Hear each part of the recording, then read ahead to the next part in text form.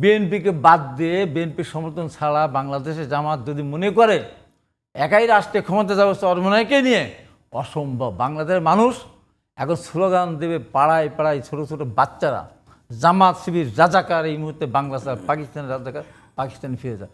শুনতে হবে তাদেরকে। তারা বিএনপিকে বলে সন্ত্রাসী সংগঠন, হ্যাঁ, তারা বলে নৌকা ধানে শেষ 200 একই বিষ, তারা বলে এক ইয়েকে ডাকাতকে তাড়িয়েছি, বিএনপির সাথে আরেকটা ডাকাতি তাদের শুরু এই করেছে। ফারাকটা যদি কমে যায় তাহলে আবার কর্মকাণ্ডগুলি জাস্টিফাইড। না, এখানে কমার কোনো ব্যাপার না। আমার মনে হয় যে রাজাকার তো রাজাকে এখন মুক্তি হতে পারবে। এই দেশে অনেক অনেক ছোট দল আছে যাদের নির্বাচনে গিয়ে এই বাংলাদেশের প্রথম প্রবক্তা কারা? পিআরসি প্রথম প্রবক্তা তো কমিউনিস্ট পার্টি। নির্বাচনের কথা যেটি আপনি বললেন, এই নির্বাচনের তারিখ না দেওয়া, নির্বাচনের সময় না দেওয়া, এটা একেবারে ঠিক হচ্ছে না। একদিকে আমরা বলা হচ্ছে যে এত হাজার সেনাবাহিনী মোতায়েন থাকবে, এত লাখ পুলিশকে ট্রেনিং দেওয়া হবে, মানে একটা নির্বাচনের আমেজ আপনি অনুভব করেন কিনা? না, এইটা তো অনুভব করি। আবার আর পাশাপাশি আবার যে জুলাই সনদ, আমরা 90 আন্দোলন করেছিলাম, আমরা কি 90 সনদ করেছিলাম? একদমই তাই, আমি একটু আগে আলাপ করছিলাম। সেখানে এইটা কি 90 আন্দোলন তো আমরা করেছিলাম 82 সাল থেকে 9 বছর পথে পথে পথে পথে কত আমাদের ছাত্ররা তারা ট্রাকে চালা পিষ্ট হয়েছে, গুলি খেয়ে মারা গিয়েছে, হয়েছে। আমরা কে না পুলিশের মার খেয়েছি, কে না হাসপাতালে গিয়েছি, কে না আহত হয়েছে, কে না গ্রেপ্তার হয়েছে। আমরা তারপরে কি 90 সাল বলেছি? আমরা তখন বেশ আমার বয়স আমাদের ছিল, একবার আমাদের শেষ হয়েছিল, বলেছি আমরা উপদেষ্টা হবো। আমরা কি বলেছি অঙ্ক উপদেষ্টা বানাতে হবে? আমরা আমাদের জায়গায় ফিরে গেছি, যার যার রাজনৈতিক দলে আমরা ফিরে চলে গেছি। ছাত্ররা যারা সাধারণ ছিল তারা বিশ্ববিদ্যালয়ে ফিরে গেছে। কোন তাদের মধ্যে পড়লাম? পৃথিবীর কোন দেশে আপনি আছেন দেখেন তো? ছাত্র তারা সেই সময় যারা একটা রাজনৈতিক দল খুলে বসলো। এই দল খুলে পিছনে আমাদের প্রধান উপদেষ্টা সরাসরি দায়ী। আমি যাইকে গতকাল একটা জায়গায় বলে, আজকে আপনারই সন্তানদের, আপনার সন্তানেরা আপনি এদেরকে বলেছেন দল করতে, ওরা কিন্তু দল করতে চায়নি। ওদের দল না করতো আজকে ওদের বিরুদ্ধে এত বিতর্ক আসতো না। আজকে ওরা জাতিকে দিক নির্দেশনা দিতে পারত। ভুল পথে গেলে বলতো যে হ্যাঁ, ভুল পথে গেলে আমরা কিন্তু আসি, আমরা আবার আসতে পারবো। হয়তো সঠিক চোখ দেশ পরিচালনা করতে হবে, ঘুষ দুর্নীতি চলবে না। আজকে তারা কিছু বলার আর সুযোগ আছে?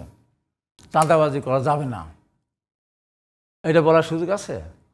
আজকে তাদের যাত্রাটাই শুরু হয়েছে সাহায্য না, আমি চাঁদাবাজি নাই বললাম, সাহায্য, ভদ্র শব্দ, ভদ্র শব্দ, সাহায্য। ভালো বলছে। তারা সাহায্য নিয়ে যখন শুরু করেছে, সাহায্যদাতা কারা? তারা আমার মতো অর্থবিহীন, ইউনিভার্সিটি প্রিন্সের মতো অর্থবিহীন লোক না। যতই তাদের সাহায্য কথা ইচ্ছা, আমি পেরেছি। এই টাকা দিয়েছে কারা? এই সহযোগিতা করেছে কারা? এই বিগত আওয়ামী লীগ সরকার আমরা যারা মহা দুর্নীতি করে যারা অর্থ উপার্জন করেছে, তারা তাদেরকে টাকা দিয়ে, এরা কমলমতি, এদেরকে টাকা দিয়ে তখনই টাকা দেওয়ার ঠিকানা তো হয়েছে, যখন এটা দেখাতে হয়েছে, না হলে কারোর মাধ্যমে যোগাযোগ হয়েছে যে আমাদের জন্য কোনো বিপদ না আসে। এই ছেলেদের পিছনে এই যে লক্ষ লোক, আগে তো টাকা দিতে 5,000, 10,000, 3,000, 2,000, 500, এখন লক্ষ লক্ষ না কোটি, কোটিও না কোটি কোটি টাকার কথা শোনা যাচ্ছে। হয়তো সবটা সত্যি না, কিছুটা সত্যি। এই এরা হলো ভবিষ্যৎ, এবং কোটি টাকার চেকও পাওয়া যাচ্ছে আসলে আদর্শ পাশাপাশি। ছিল এরা। আমরা 90 সালে আন্দোলন করেছি, এখন পর্যন্ত ভাড়া বাসায় থাকি। হ্যাঁ ভাই, জি। 6 বাসা, লিফট নাই, ভাড়া বাসায় থাকি। এখনো বাসে চলি, টেম্পোতে চলি, পায়ে হেঁটে চলি, নিজের একটা গাড়ি নেই। এত বছর রাজনীতি করলাম, একটা জেলার আমি আহ্বায়ক। ভাই আসছে একটা বিরতি নিতেই হবে আমাদের যান্ত্রিক একটা সমস্যার কারণে। যে জুলাই সনদ যেটি হয়তো সামনের কয়েকদিনের মধ্যে হয়তো ফাইনালাইজ হবে, সেটিকে নিয়ে বলা হচ্ছে যে সাংবিধানিক স্বীকৃতির কথা বলা হচ্ছে, রাষ্ট্রীয় স্বীকৃতির কথা বলা হচ্ছে। মানে বিশেষ করে জামাত ইসলাম, ইসলামী আন্দোলন এবং এনসিপির পক্ষ থেকে যেটি বলা হচ্ছে, এটাকে সাংবিধানিক স্বীকৃতি দিতে হবে আইনি কাঠামোর মধ্যে দিয়ে। বিএনপির অবশ্য সেই রকম জায়গায় স্ট্যান্ড নাই, বা বিএনপি এরকম মনেও করছে না। মানে আপনার মতামতটা কীরকম? আমার মতামত তো খুবই পরিষ্কার। এই সাংবিধানিক স্বীকৃতি আমি 90 সালে তো নিতে যাইনি। সাংবিধানিক স্বীকৃতি মানে কি? একটা দেশে গণতন্ত্র হারিয়ে গিয়েছিল, সেটাকে আমরা উদ্ধার করেছি 90 সালে। আবার গণতন্ত্রটা হারিয়ে গিয়েছিল, সেটাকে উদ্ধার করা হয়েছে 24-এ। এই তো এর জন্য সাংবিধানিক স্বীকৃতির দরকার। স্বীকৃতি একটা হলেই 90-এর আকাঙ্ক্ষা কি পূরণ হলো পরবর্তী? 90-এর আকাঙ্ক্ষা পূরণ হয় নাই। মানে সেটি 90-এর আকাঙ্ক্ষা পূরণ না হলেও প্রথমে কিছু আপনারাই তো হয়েছিল, অগ্রভাগে আমরা ছিলেন। অগ্রভাগে ছিলাম। কিছু হয়েছিল যেমন আমাদের চাকরির বয়স 30 বছর, বিশেষ পরীক্ষা চালু করা, হ্যাঁ, তারপরে আমাদের আলটিমেটলি তো জনগণ প্রতারিত হয়েছে, জনগণ ধোঁকাও তো খেয়েছে। ধোঁকাও ওইরকম ধোঁকা খায়নি। পরবর্তী সময় এসে কেন 90-এর আন্দোলনের সফলতা 90-এর পরে ওইটাই যে লাস্ট বাজেট ছিল এরশাদের 90 সালে 90 থেকে 95% বিদেশ নির্ভর বাজেট। ম্যাডাম খালেদা যখন ক্ষমতা হস্তান্তর করেন তখন আমাদের আভ্যন্তরীণ উৎস 53% আভ্যন্তরীণ উৎস থেকে বাজেটে সংযোজন করা হয়েছিল। তার মানে কি বিশাল ব্যাপার, কোথার থেকে কোথায়, এটা কি অর্জন না?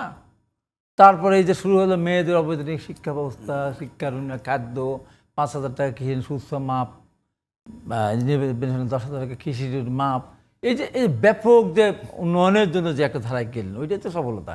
এখন বলে এই যে 24-এ আমরা যেটা হওয়ার পরে এখন কোথায় যাচ্ছি আমরা? এখন কি আমরা পাকিস্তানে ফিরে যাব? আজকে আমাদের ডিক্টেট করেছে রাজাকার, আল-বদর আল-শামস তৈরি করেছিল যারা, শান্তি কমিটি সৃষ্টি করে তারা আমাদের মা বোনদেরকে পাকিস্তান তুলে দিয়েছিল। তার আমির পরিষ্কার করে বলেছেন, আমরা মুক্তিযুদ্ধে অংশগ্রহণ করিনি, আমরা এক পাকিস্তানে রাখতে চেয়েছিলাম। এটা বড় বিষয় না। হলো এটা স্বাধীন বাংলাদেশ এক পাকিস্তান রাখতে চেয়েছে দাবি করার পর এই দেশে রাজনীতি করবে, এই দেশে রাষ্ট্র ক্ষমতা পরিচালনা করবে, এত সহজ? এখনো যারা শহীদ মেলা যায় না, এখনো যারা জাতিসংগীত বাজায় না, তারা পতাকা পরিবর্তন করতে চায়। ওই চরমানায় তারা ছিল স্বাধীনতা বিরোধী নাকি? স্বাধীনতা বিরোধী ছিল। আওয়ামী লীগের সাথে দীর্ঘদিন চলেছে। ওই যে মায়ের করতে গেল হাত পাখা নিয়ে বৈশাখে মেয়র নির্বাচন করতে গিয়েছিল না, যখন ওই দুঃশাসক সরকারের আমরা কোন নির্বাচন অংশগ্রহণ করি নাই, তখন একদম আতাত করে তাকে মেয়র বানাই দেবে। তারপর যখন ওখানে পিটায় রাস্তায় ফেলে রক্তাক্ত করে দিল, তখন তো উনি বললেন যে আমরা আর নাই।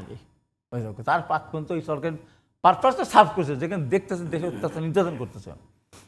আর ভাই এই যে পারপাস সার্ভ করার কথা বললেন, মানে এইভাবে যাদেরকে আপনি বরাবরই এই কথাগুলো বলেছেন, কিন্তু যারা আসলে যাদেরকে স্বাধীনতা বিরোধী হিসেবে বলছেন এবং চিহ্নিত অনেক ক্ষেত্রে, মানে তারা তো পারপাস সার্ভ করে বারেই তো টিকে যায় এবং সামনের দিকে আসে, আরো ডোমিনেটিং।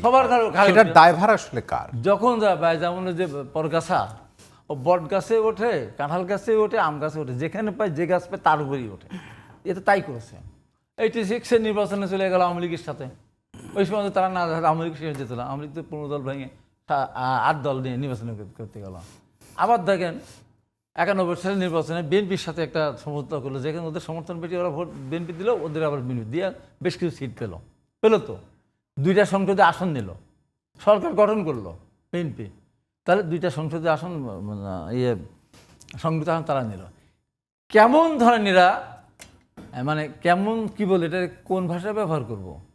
অকৃতজ্ঞ বা মুনাফিকি বলবো, এটা মুনাফিকি বলবো যে তারা সেই বিএনপির বিরুদ্ধে আওয়ামী লীগ সাথে করে আন্দোলন করতে গেছে। তো তারাই দাবি করে তৎপরদার সরকার এই যে শব্দটা বা এই সেন্টেন্সটা তাদের দেওয়া, বলে না তারা বিএনপির সাথে করে সমঝোতা করে আসন নিল, আবার 2টা সংযুক্ত আসন নিল, আবার আওয়ামী লীগের সাথে এক হয়ে বিএনপির বিরুদ্ধে আন্দোলন করে 96-এ নির্বাচন করতে গেল।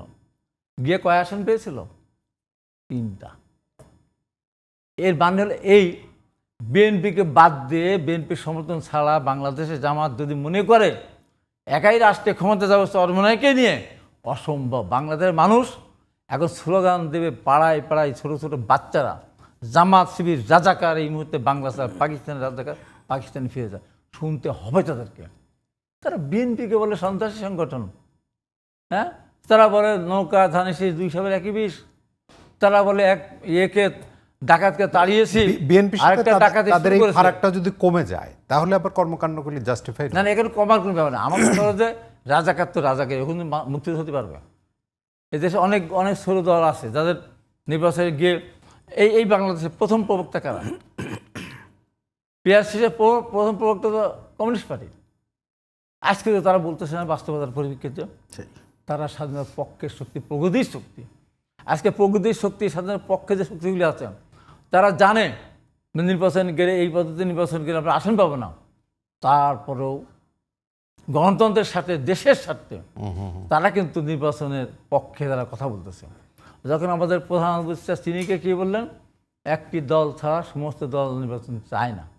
পরেই যখন 29টি দল একসাথে বসলো, 27টি দল বললো নির্বাচন চাই ডিসেম্বরের আগে চাই।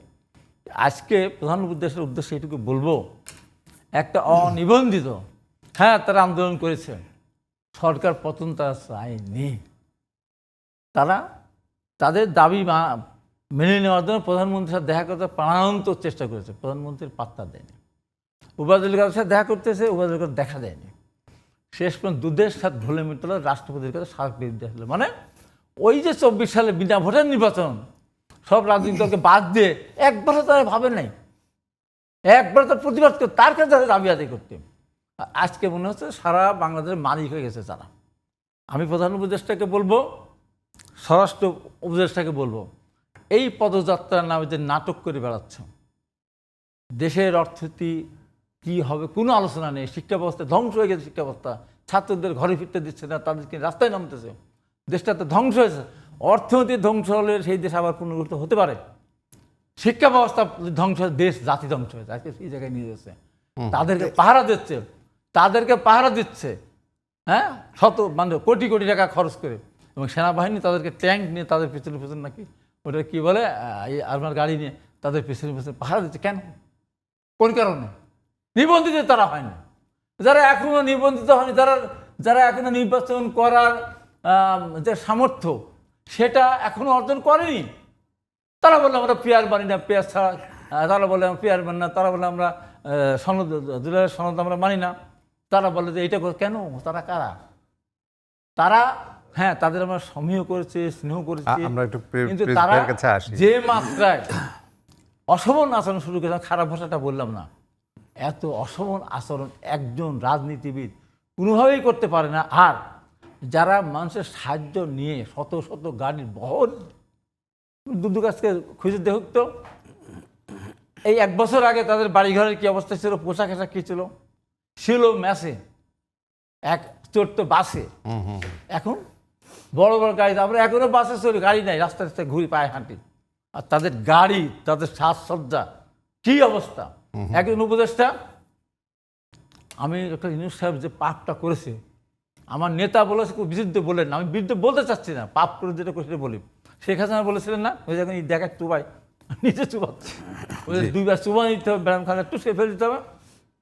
উনি এই যে এই ছাত্রদেরকে উপদেষ্টা বানিয়ে, এই যে দীর্ঘদিন যারা চাকরি বিসিএস ক্যাডার 50, 55 বছর বয়স, তাদের চোখের পানি উনি দেখেছেন। জি, আমরা এই ফাইলে যখন তাদের কাছে যেতে হয়, তাদের অন্তরাত্মা কাঁদে, এটা কোনোভাবে উচিত হয়নি। তারপরে যদি ফ্রেশ থাকতো, সেক্ষেত্রে না 400 কোটি টাকা 15 বছরে, আর 3 মাসে 300 কোটি টাকা, এখন কম্পারিজন করলে কি দাঁড়ায়? জনাব রহিন হোসেন প্রিন্স, আপনার কাছে আসে